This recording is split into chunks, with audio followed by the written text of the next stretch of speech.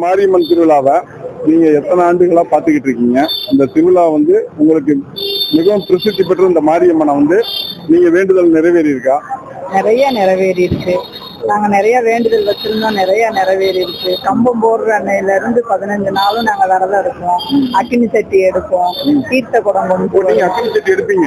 வருஷம் எடுப்பீங்க? எடுப்போம். Okay okay. தீர்த்த குடம் எடுப்பீங்க? தீர்த்த குடம் கொண்டு வருவோம். பால் குடம், தீர்த்த குடம் எல்லாம் அனைவரும் எங்க வீட்டுல உள்ள அனைவருக்குமே இதெல்லாம் செய்வோம். நாங்க வேண்டுதல் நிறைய நிறைவேறும்.